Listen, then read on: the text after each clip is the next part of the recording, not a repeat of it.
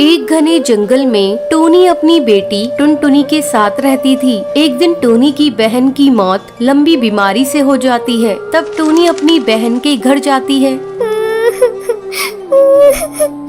माँ, मुझे छोड़कर तुम कहाँ चली गई माँ? मैं अब किसके सहारे रहूंगी माँ? अच्छा होता आप मुझे भी अपने साथ ले गई होती। बेटा, तू अकेली नहीं है। आज से मैं तेरी माँ हूँ। मैं तुझे अपने घर लेकर चलूंगी। टोनी चिंकी को लेकर अपने घर आती है। बेटा, तू किसी भी चीज की चिंता मत करना। यहाँ तेरी बहन टुनटुनी भी है। तुम दोनों साथ साथ रहना। मैं तुम्हारा दाखिला भी टुनटुनी के स्कूल में करा दूंगी।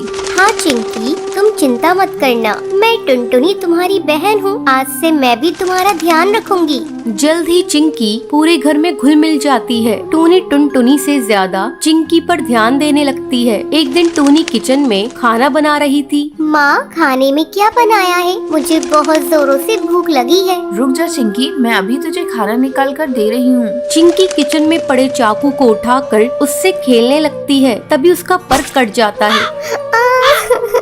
माँ, मेरा पर कट गया। चिंकी, तू भी ना बेटा चाकू लेकर क्यों खेल रही थी? रुक, मैं अभी तेरी मरहम पट्टी कर देती हूँ। थोड़ी देर बाद ये ले चिंकी, मैं तुझे अपने हाथों से खाना खिला देती हूँ। टोनी चिंकी को अपने हाथों से खाना खिलाने लगती है। तभी टुनटुनी वहाँ आती है। माँ, मुझे भी आपके हाथों से खाना खाना है। टुनटुनी, बच्ची नहीं है तू, अपने हाथ से भी खा सकती है। माँ, जब से चिंकी आई है तुमने मुझसे प्यार करना छोड़ दिया है। जाओ, मैं नहीं खाती, मुझे नहीं खाना। टुनटुनी, ये तू कैसी बातें कर रही है? चिंकी भी तो तेरी ही बहन है। तू देख नहीं रही इसके चोट लग गई है। माँ, मुझे फालतू की बातें नहीं सुननी। मैं अपने कमरे में जा रही हूँ। गुस्से में टुनटुनी अपने कमरे में चली आती है और सोचने लगती है, जब से ये चिंकी की बच्ची इस घर में आई है, माँ उसी को प्यार कर रही है। आज चिंकी की वजह से मुझे डांट खानी पड़ी है। मैं इसे नहीं छोड़ूंगी, इसे सबक सिखाकर ही रहूंगी। अगले दिन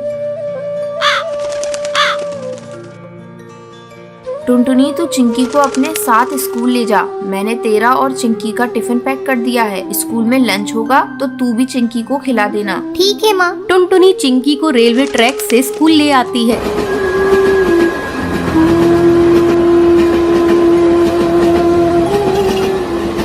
दीदी, तुम मुझे कहाँ से स्कूल ले जा रही हो? मुझे डर लग रहा है। चिंकी तो बेकार में डर रही है। मैं तो रोज इसी रास्ते से स्कूल जाती हूँ। तू मेरे पीछे पीछे आ। अचानक टुनटुनी का पैर पटरी में फंस जाता है। दीदी, क्या हुआ? चिंकी, मेरा पैर पटरी में फंस गया है और निकल नहीं रहा है। तभी ट्रेन की आवाज आती है। दीदी, लग रहा है ट्रेन आ रही है, जल्दी करो। चिंकी, मेरा पैर नहीं निकल रहा है। ऐसा लगता है जैसे मैं अब नहीं बचूंगी। मैं तुमसे बदला लेना चाहती थी, लेकिन देखो ना, मैं ही इसमें फंस गई। किसी तरह चिंकी टुनटुनी का पैर पटरी से निकालती है। चिंकी, मेरी बहन, अगर आज तू नहीं होती तो मैं इस दुनिया में नहीं रहती। उस दिन के बाद से टुनटुनी को एहसास हो जाता है और वो अपनी बहन चिंकी चिड़िया के साथ खुशी खुशी रहने लगती है।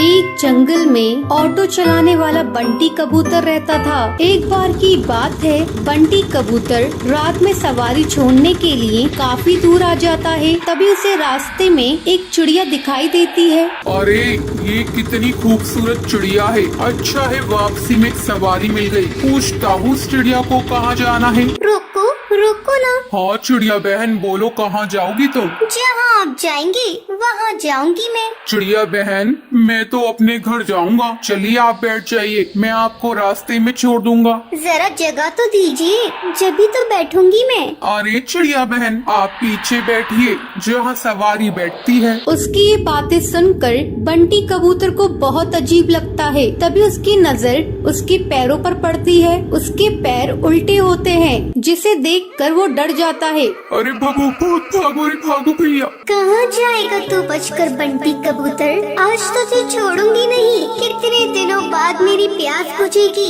इस रास्ते पर कोई आता भी नहीं था, अब तू आया है मेरा शिकार। तभी टूनी चिड़िया की आत्मा अपने असली रूप में आ जाती है। वो जोर जोर से हंसने लगती है। कभी वो गायब हो जाती, कभी सामने आ जाती। बंटी कबूतर डर के मारे तेजी से अपना ऑटो भगाता है। वो शीशे में देखता है आत्मा उसका पीछा नहीं कर रही है। वो जंगल के ऑटो स्टैंड पर अपना ऑटो रोकता है। वहीं उसका दोस्त कालू कौवा खड़ा होता है। क्या हुआ बंटी कबूतर, तू इतना घबराया हुआ क्यों है? बंटी कबूतर कालू कौवे को सारी बात बताता है। अरे पागल, इतना सुनहरा मौका हाथ से निकाल दिया तूने। उस चिड़िया की आत्मा का एक पंख तोड़ लेता, वो तेरी गुलाम बन जाती। अरे भाई माफ कर मुझे, मेरी जान बच गई, आज वो ही काफी है मेरे लिए। ये कहकर बंटी कबूतर वहाँ से चला जाता है। कालू कौवा अपने मन में सोचता है, ये तो डरपोक पागल है, इतना सुनहरा मौका गवा दिया। ये पूरे जंगल पे राज करता। चलो कोई नहीं, कल रात में उस जगह जाऊंगा और उस भूतिया चिड़िया का पंख तोड़कर ले आऊंगा। अगले दिन कालू कौवा अपना ऑटो लेकर उसी जंगल के रास्ते पर जाता है। वहाँ पर एक चिड़िया खड़ी होती है। रोको रोको ना, ऑटो रोको, मुझे जाना है। अरे भाई, लगता है ये वही चिड़िया की आत्मा है, इसका पंख तोड़ लूंगा। ये कहकर कालू कौवा अपना ऑटो उसके सामने रोकता है और उसके पंख तोड़ने लगता है। अरे बेवकूफ कौवे बदमाश, तेरी हिम्मत कैसे हुई? तूने मेरे पंख तोड़ने की कोशिश की। रुक, तुझे अभी बताती हूँ। टुनटुनी चिड़िया पास में पड़े डंडे से उसे बहुत मारती है। अरे बहन, मुझे माफ कर दो, मुझे लगा तुम एक चिड़िया की आत्मा हो। अरे बदतमीज, तुझे मैं कहाँ से आत्मा नजर आ रही हूँ? चल भाग यहाँ से। टुनटुनी ये कहकर वहाँ से चली जाती है, पर टूनी चिड़िया की आत्मा पेड़ के पीछे खड़े होकर ये सब देख रही होती है। अगले दिन कालू कौवा फिर से अपना ऑटो लेकर वहाँ पर आता है। भाई आज तो पहले उसके पैर देखूंगा, तभी उसके पंख तोड़ूंगा, वरना कल की तरह पिटाई हो जाएगी मेरी। अब फिर से वहाँ पर एक चिड़िया खड़ी होती है। रोको रोको ना ऑटो, मुझे जाना है। कालू कौवा उसके पैर देखता है, उसके पैर उल्टे होते हैं। जैसे ही कालू कौवा उसके पंख तोड़ने वाला होता है, तभी टूनी चिड़िया की आत्मा अपने असली रूप में आ जाती है। बहुत डरावनी आवाज़ें सुनाई देती है। कालू कौवे, आ मेरे पंख तोड़ेगा? ये ले तोड़ के दिखा। टूनी चिड़िया की आत्मा कभी उसके सामने आ जाती, कभी उसके पीछे। वो उसे बहुत मारती है। मुझे माफ कर दो चिड़िया की आत्मा, मैं आगे से कभी भी ऐसा नहीं करूँगा। मुझे जाने दो, मत मारो। क्यों छोड़ दूं तुझे? तो जैसे मन चले बदमाश पक्षियों को मारना ही तो मेरा लक्ष्य है। तुम जैसे लालची पक्षियों को जीने का कोई हक नहीं। तभी वहाँ पर बबलू कबूतर ऑटो में अपनी सवारी बिठाकर वहाँ से गुजर रहा होता है। अरे चिड़िया की आत्मा, छोड़ दो उसे, मैं तुमसे विनती करता हूँ। नहीं, मैं इसे नहीं छोड़ सकती। तुम जानते हो, एक बार ऐसे ही मैं इस जंगल से ऑटो में जा रही थी। उस ऑटो वाले ने मेरा सामान लूट कर मुझे जान से मार दिया। जब से जो भी मुझे लालची पक्षी दिखाई देता है, मैं उसे जान से मार देती हूँ। तभी सुंदरी कौवी बोलती है, अरे टोनी चिड़िया, तुम सही कह रही हो, तुम्हारे साथ गलत हुआ है, लेकिन तुम भी सही नहीं कर रही हो। ना जाने कितने पक्षियों को तुम मार रही हो। वो सब उसे बहुत समझाते हैं। वो कालू कौवे को छोड़ देती है। मुझे माफ कर दो, तुम सब सही कह रही हो। मैंने अपने इंतकाम पूरा करने के लिए ना जाने कितने पक्षियों के परिवार को तोड़ा है, पर अब नहीं। इस दुनिया में तुम जैसे नेक दिल पक्षी भी होते हैं। ये कहकर वो वहाँ से चली जाती है। टुनटुनी का पति बंटी एक कुली था। वो नदी पार से आने वाले पक्षियों के सामान को इधर से उधर करता था। एक दिन जब बंटी काम पर जा रहा था, तब टुनटुनी उससे कहती है, अजी, अपनी सेहत का भी ध्यान रखा करो। सभी किसी न किसी दिन छुट्टी लेते हैं, लेकिन तुम तो रविवार को भी काम करते हो। अरे पगली, अगर काम नहीं करूँगा तो घर कैसे चलेगा? तू तो माँ बनने वाली है, बच्चों का खर्चा बढ़ेगा। अगर काम नहीं करूँगा तो अपने बच्चों को अच्छी जिंदगी कैसे दूंगा? आपसे तो बात करना ही बेकार है। ये लीजिए पोटली, इसमें मैंने रोटी और चावल रख दिए हैं, समय से खा लीजिएगा।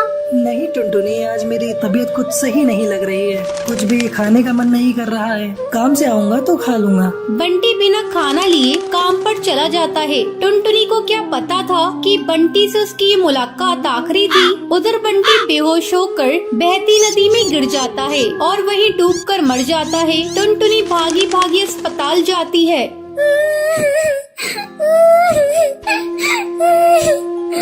बंटी, ये क्या हो गया? सब कुछ एक पल में खत्म हो गया। अब ये बच्चा किससे अपना पापा कहेगा? मैं तुम्हें कई बार समझा रही थी, अपनी सेहत का ध्यान रखो, लेकिन तुम तो मेरी बात मानते ही नहीं। अब मैं क्या करूँ बंटी? समय तेजी से पंख लगाकर उड़ने लगता है। टुनटुनी एक बच्ची को जन्म देती है। एक दिन टुनटुनी के पास डाकिया एक खत लेकर आता है।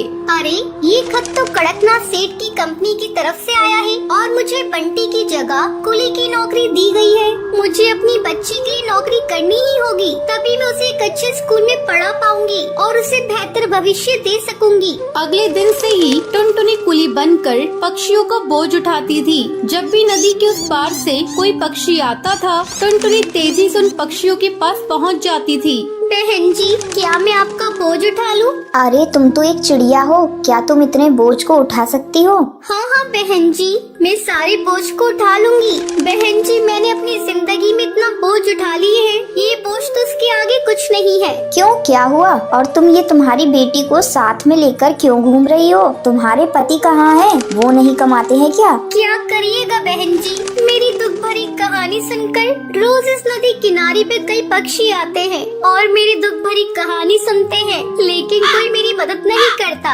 अरे तुम मुझे तो बताओ, मैं तुम्हारी जरूर मदद करूंगी। क्या बताऊं बहन जी, मेरे पति की मौत इसी नदी में डूबकर हो गई थी। उसके बाद से मैं यहाँ कुली की नौकरी कर रही हूँ। देखो टुनटुनी, जब तुम्हारी बेटी थोड़ी बड़ी हो जाएगी तो उसको मेरे स्कूल में डाल देना। मैं उसे पढ़ा लिखा कर एक अफसर बनाऊंगी। मैं तुम्हें अपना पता दे देती हूँ। वो बुलबुल चिड़िया टुनटुनी को अपना पता दे देती है। इसी तरह कई साल गुजर जाते हैं। एक दिन जब टुनटुनी अपना घर साफ कर रही थी, तभी उसे उस बुलबुल का दिया हुआ पता मिलता है। अरे ये पता तो वही है जो मैडम जी ने मुझे नदी किनारे पर दिया था। मैं तो बिल्कुल भूल ही गई थी। अब मैं अपनी बेटी को लेकर मैडम जी के स्कूल में जाऊंगी और उसे वहाँ पढ़ाऊंगी। टुनटुनी अपनी बेटी को लेकर उस पते पर पहुँचती है। आओ आओ टुनटुनी, बहुत दिन हो गए तुमसे मिले।